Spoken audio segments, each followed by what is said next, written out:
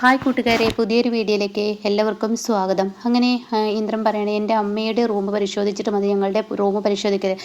അതെങ്ങനെ? തെളിവുകളെല്ലാം ഇവർക്കെതിരായിട്ടാണല്ലോ വന്നിരിക്കുന്നത്. അതൊക്കെ ആവാം, പക്ഷേ എൻ്റെ അമ്മ എന്ന് പറയുന്ന വ്യക്തി അനുപമയെ പണ്ടേ ഇഷ്ടമല്ല. അപ്പോൾ അത് കേട്ട ഉടൻ തന്നെ നിങ്ങളും നിങ്ങളുടെ മരുമകളും അമ്മായിമ്മയും എന്തെങ്കിലും പ്രശ്നമുണ്ടോ എന്ന് ചോദിക്കുമ്പോൾ, മുമ്പ് പ്രശ്നം ഉണ്ടായിരുന്നോ, നിങ്ങളും ഇവള് തമ്മിൽ പ്രശ്നമുണ്ടോ എന്നൊക്കെ ചോദിക്കുമ്പോൾ ഉടൻ തന്നെ അനുപം പറയാൻ ഒരുക്കുമ്പോൾ ഇന്ദ്രൻ പറയുകയാണ്, ഉണ്ടായിരുന്നു. ഞാൻ സത്യം പറയുകയാണ് വെച്ചാൽ എൻ്റെ അമ്മയുടെ വാക്കുകൾ കേട്ട് എൻ്റെ ഭാര്യയെ ഞാൻ പോലും സംശയിച്ചിരുന്നു.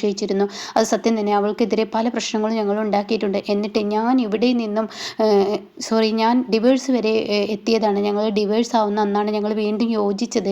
അതുകൊണ്ട് എൻ്റെ അമ്മയ്ക്ക് ഇവളോട് ഇപ്പോൾ ഒരു കുഴപ്പങ്ങളും ഇല്ലയെന്നാണ് വിചാരിച്ചത്. അപ്പോൾ പോലീസ് ചോദിക്കുകയാണ്, അപ്പോൾ ഇപ്പോൾ നിങ്ങൾ നല്ലപോലെയാണെന്നല്ല ആളുകൾ പറഞ്ഞു കേട്ടത്. അതൊക്കെ ശരിയാണെന്ന് അനുഭവം പറയാണ്. അമ്മയെ ഞാൻ നല്ലൊരു സ്ത്രീ ആക്കിയെന്നൊരു വിശ്വാസമാണ് എന്നിലുണ്ടായിരുന്നത്. പക്ഷേ ഇപ്പം എനിക്ക് തോന്നുന്നു അമ്മ എല്ലാം കൂടി എനിക്കിട്ട് പണി തന്നാണെന്നുള്ള സത്യം എനിക്ക് മനസ്സിലായി എന്ന് പറയാൻ കേട്ടോ. ഓ ശരി, നിങ്ങളുടെ വാക്കുകൾ കേട്ട് ഇനിയിപ്പോൾ നിങ്ങളുടെ അമ്മയുടെ റൂം പരിശോധിക്കുക. എന്നിട്ട് അവിടെ മൊത്തത്തിൽ പരതുന്നു കേട്ടോ. അവിടെയൊന്നും ഇല്ലയെന്ന് പറയണേ. ഇതേ സമയം എസ് ഐ സാറ് ആർക്കോ ഫോൺ വിളിക്കുന്നുണ്ട്. പിന്നീട് അനുപമയുടെ റൂം എവിടെയെന്ന് ചോദിച്ച പോലീസുകാർ അങ്ങോട്ടേക്ക് പോവുകയാണ്. അങ്ങനെ തെക്കോട്ടും വടക്കോട്ടൊക്കെ നടന്ന് ആ റൂമിൽ നിന്നും ഈ ഒരു മരുന്ന് കിട്ടുകയാണ് കേട്ടോ. അങ്ങനെ ഈ മരുന്നുമായി എസ് ഐ സാറിൻ്റെ മുന്നിലോട്ട് വരിക. അപ്പോൾ അനുപമയുണ്ട്, ഇതാ മരുന്ന്, ഇത് ചെടിക്കടിക്കുന്ന കീടനാശിനിയാണല്ലോ. അതെ, അപ്പോൾ ഇതിനർത്ഥം എന്താ, ഇത് താങ്കളുടേതല്ലേ? അപ്പോൾ ഉടൻ തന്നെ അനുപം പറയണേ, അതെ, ഇത് ഞാൻ വാങ്ങിച്ചു വെച്ച കീടനാശിനിയാണ്. അപ്പം നിങ്ങൾക്കെതിരെയാണല്ലോ എല്ലാ തെളിവുകളും വന്നിരിക്കുന്നത്. അത് കേട്ട ഉടൻ തന്നെ, അത് സാറേ ഇതിലൊരു ചതിയുണ്ട് എന്ന് ഇന്ദ്രൻ പറയാൻ ഒരുങ്ങുമ്പോഴേക്കും ഉടൻ തന്നെ അനുപം പറയണേ, അതെ ഹിന്ദ്രേട്ടൻ പറയണ്ട, ഞാൻ പറഞ്ഞോളാം, ഇതിലൊരു ചതിയുണ്ട്. അത് സത്യം തന്നെയാണ്, ഇതിൽ ചതിയുണ്ട്. കാരണം ഞാൻ കൊണ്ടുവച്ച കീടനാശിനി എൻ്റെ റൂമിൽ വന്നിട്ടുണ്ടെങ്കിൽ ഇത് എനിക്കെതിരെ വ്യക്തമായ പ്ലാനോട് കൂടി തയ്യാറാക്കിയതാണെന്ന് എനിക്ക് മനസ്സിലായി. അത് കേട്ട എസ് ഐ പറയുന്നത്, ശരിയാണ്, നിങ്ങൾക്ക് അങ്ങനെ ഒരു പരാതി ഉണ്ടെങ്കിൽ നിങ്ങളൊരു പരാതി തന്നേക്ക്. ഇതുവരെ ഹോസ്പിറ്റലുകളുടെ അടുത്ത് നിന്നുള്ള പരാതിക്ക് അനുസരിച്ചുള്ള ഒരു അന്വേഷണത്തിനാണ് ഞങ്ങൾ വന്നത്. എന്നാൽ ഈ ഭക്ഷ്യവിഷബാധ ഏറ്റുകിടക്കുന്ന ആരും പരാതി തന്നിട്ടില്ല. അതുപോലെ തന്നെ നിങ്ങളുടെ അമ്മയും പറഞ്ഞത് മരുമകളാണ് കഞ്ഞി വിഷം കലർത്തിയത് എന്നുള്ളൊരു വാക്കും പറഞ്ഞിട്ടുണ്ട്. അപ്പോൾ അനുപമ പരാതി തന്നേക്കെന്ന് പറയാൻ കേട്ടോ. ഇതേ സമയം ഇന്ദ്രൻ പറയണേ, ഇപ്പോൾ പരാതിയൊന്നും വേണ്ട, കേസിൻ്റെ അന്വേഷണങ്ങളൊക്കെ പോട്ടെ, എന്നിട്ടാവാം ബാക്കിയുള്ള തീരുമാനങ്ങൾ എടുക്കാം. അപ്പോൾ അത് കേട്ടുവിടുന്ന തന്നെ ശരി ആയിക്കോട്ടെ എന്നുള്ള പറയാണ്. എന്തായാലും ഞങ്ങൾ ഇതൊക്കെ സാമ്പിളിന് അയക്കുകയാണ്. ഇവിടുന്ന് കിട്ടിയ ഓരോ പരിശോധനയുടെയും റിപ്പോർട്ട് ഞങ്ങൾ സാമ്പിളിന് അയക്കും. എന്നിട്ട് അതിലൊരു തീരുമാനം പറയും, എന്നിട്ടാവാം. അപ്പോൾ അനുപം പറയണേ, ഇതിൽ യഥാർത്ഥ പ്രതിയെ കണ്ടെത്തണം. അപ്പോൾ ഇന്ദ്രൻ പറയണേ, എനിക്കും ഇതിൽ അറിയണം യഥാർത്ഥ പ്രതി ആരാണെന്നുള്ളത്. അത് നിങ്ങൾ ചെയ്യില്ല, ഞങ്ങളുടെ ഡ്യൂട്ടി ഞങ്ങൾ ചെയ്യാതിരിക്കുന്നില്ല, ഞങ്ങൾ എന്തായാലും ചെയ്യുമെന്ന് നിങ്ങൾ പോയിക്കോളൂ എന്നും പറഞ്ഞിട്ട് പറഞ്ഞു വിടുകയാണ് കേട്ടോ. അങ്ങനെ ഈ സമയം സത്യനെയും പ്രതിഭയാണ് കാണിക്കുന്നത്. അവർ സങ്കടത്തിലിരിക്കുകയാണ്. പ്രതിഭ, സത്യട്ടാ നമ്മുടെ കുഞ്ഞ്, അപ്പോൾ സോനയും ശ്യാമും വരുന്നിട്ട്, നമ്മുടെ കുഞ്ഞ് പോയില്ലേ, ഒരു ദിവസം ഞാൻ നമ്മുടെ കുഞ്ഞിനെ കളയാൻ വേണ്ടി ശ്രമിച്ചതാണ്, സത്യം തന്നെ. പക്ഷേ ഇപ്പോൾ എൻ്റെ കുഞ്ഞ് പോയപ്പോൾ എനിക്ക് എന്തുമാത്രം സങ്കടം ഉണ്ടായിരുന്നു. മറ്റുള്ളവരുടെ അവഗണനയും ആട്ടും തുപ്പൊക്കെ കേൾക്കുമ്പോൾ എനിക്കെൻ്റെ കുഞ്ഞ് വേണ്ട എന്ന് തോന്നിയിരുന്നു. പക്ഷേ എന്നോടൊപ്പം ഉണ്ടായിരുന്ന എൻ്റെ കുഞ്ഞ് ഇന്നിപ്പോൾ പോയപ്പോൾ എൻ്റെ മനസ്സ് എത്രമാത്രം വേദനിക്കുന്നെന്ന് സത്യട്ടാ. എന്നൊക്കെ ഇപ്പോൾ കരയുമ്പോൾ പ്രതിഭ, ഇനി ഇങ്ങനെ സങ്കടപ്പെടല്ലേ സത്യട്ടാ, ഇത് സങ്കടപ്പെടല്ലേ എന്ന് പറഞ്ഞിട്ട് സമാധാനിപ്പിക്കേണ്ട. അപ്പോൾ സോന പറയണേ, എന്തായാലും കഴിഞ്ഞത് കഴിഞ്ഞില്ലേ. അപ്പോൾ ഉടൻ തന്നെ, ഇത് കഴിഞ്ഞത് കഴിഞ്ഞില്ലേ എന്ന് പറയാൻ പറ്റില്ല, നമ്മുടെ കുഞ്ഞിനെ ആരോ കൊല്ലാൻ ശ്രമിച്ചിരിക്കുകയല്ലേ, ഇതെന്താ മുമ്പും അങ്ങനെയൊക്കെ ഉണ്ടായിട്ടുണ്ടല്ലോ. അത് കേട്ടോടെ തന്നെ സോന പറയണത്, എന്താ പ്രതിഭ, നിനക്ക് അമ്മയിലാണ് സംശയം? എന്നാൽ നിനക്ക് അമ്മയിൽ സംശയം വേണ്ട, അമ്മ പോലും ഭക്ഷ്യവിഷബാധ പേറ്റ് ഹോസ്പിറ്റലിൽ കിടക്കുകയാണ്, അത് നീ ആലോചിക്കണമെന്ന് പറയണേ കേട്ടോ. അതങ്ങ് കേൾക്കുന്നതിനോടുകൂടി ഉടൻ തന്നെ അമ്മ പോലും ഈ ഭക്ഷ്യവിഷബാധ ഏറ്റ് ഹോസ്പിറ്റലിൽ കിടക്കുക എന്നുള്ള സത്യം തിരിച്ചറിയാനായിട്ടോ.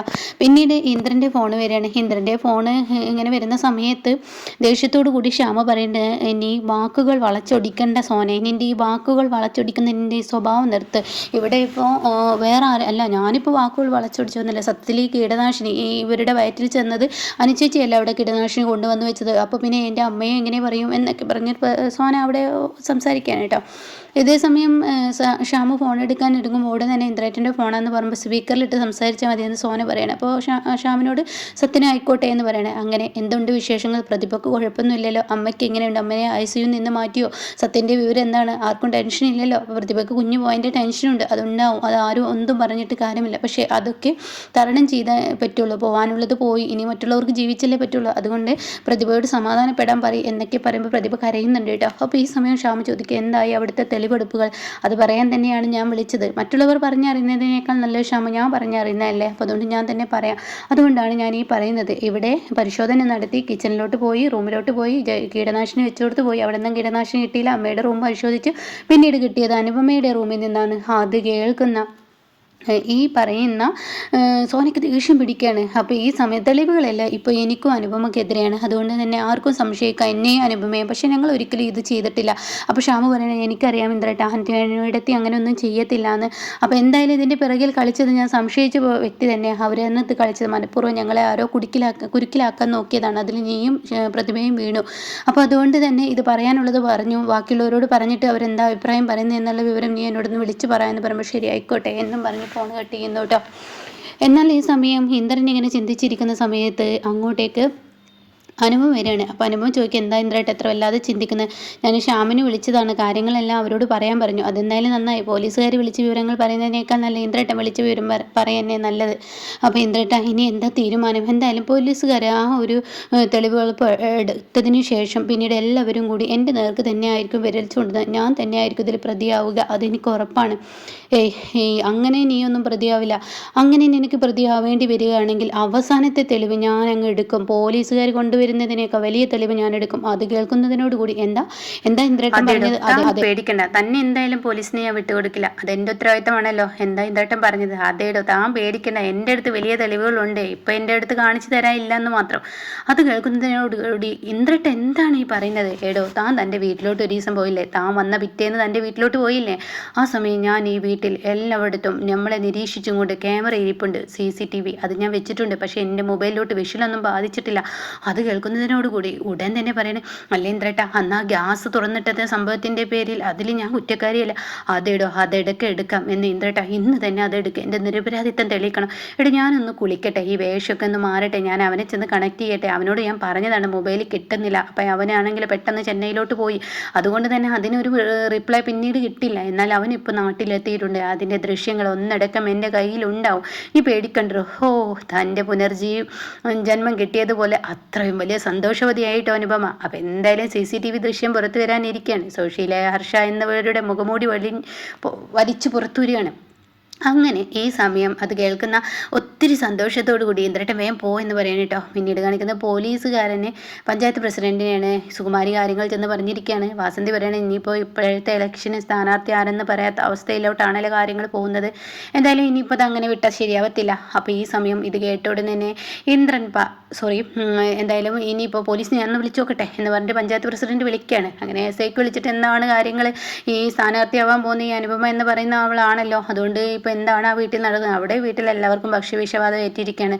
പക്ഷെ അത് ചെയ്തത് മരുമകളാണെന്നുള്ള തെളിവെല്ലാം ഇപ്പം എൻ്റെ കയ്യിലുണ്ട്. ആ ഒരു അവസ്ഥയിലോട്ടാണ് പോകുന്നത്. മിക്കവാറും സ്ഥാനാർത്ഥിത്വം അവൾക്ക് കൊടുക്കാൻ പറ്റത്തില്ല എന്നുള്ള ആ ഒരു ഇതിലോട്ടാണ് പോകുന്നത് എന്നൊക്കെ പറയുമ്പോൾ പ്രസിഡന്റിൻ്റെ കിളി പോയി.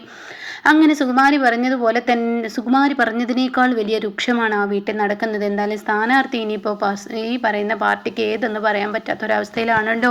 ഈശ്വര, കാര്യങ്ങളൊക്കെ പോകുന്നത് എന്തൊരു കഷ്ടമാണ് എന്നിങ്ങനെ പറയുന്നുണ്ട് കേട്ടോ. അപ്പോൾ ഈ സമയം ഇത് കേട്ട ഉടൻ തന്നെ എന്തായാലും എന്തൊക്കെയോ ആവട്ടെ, ഇനിയിപ്പോൾ എന്താ ചെയ്യുക, എന്തൊക്കെയോ ആവട്ടെ എന്നോ. പാർട്ടിക്ക് അങ്ങനെ സ്ഥാനാർത്ഥിയെ കിട്ടാത്തൊരു കാലഘട്ടമാണ്. പാർട്ടിക്ക് ഇഷ്ടം പോലെ സ്ഥാനാർത്ഥിയുണ്ട്. ഇനി നാളെ കഴിഞ്ഞാൽ മറ്റന്നേയല്ലേ കാര്യങ്ങൾ തീരുമാനിക്കുന്നത്. അപ്പോൾ മറ്റന്നയാണെങ്കിൽ തീർച്ചയായും നമ്മൾ എന്ത് ചെയ്യുക, ഇന്നൊരു സ്ഥാനാർത്ഥിയെ കണ്ടിട്ട് പാർട്ടി അത് ചെയ്യണം. അപ്പോൾ അത് കേൾക്കുന്ന സുകുമാരി പറയണം, ഞാൻ അറിയുന്ന അനുഭവം ഒരിക്കലും ഭക്ഷണത്തിൽ വിഷബാധ ചേർക്കില്ല, അതെനിക്ക് നന്നായിട്ട് അറിയാം. പാർട്ടി എന്തായാലും തീരുമാനം എടുക്കാൻ വരട്ടെ. അപ്പോൾ പ്രസിഡന്റ് പറയണം, അങ്ങനെ തീരുമാനം എടുക്കാൻ പറ്റാതിരിക്കാൻ പറ്റില്ല, കാരണം തീരുമാനം എടുത്തേ പറ്റത്തുള്ളൂ എന്ന് പറയുന്ന ആ ഒരു സീനൊക്കെ ഉണ്ട് കേട്ടോ. അപ്പോൾ ഇങ്ങനെയൊക്കെയുള്ള ഒരു എപ്പിസോഡാണ് ഇനി വരാനിരിക്കുന്നത്.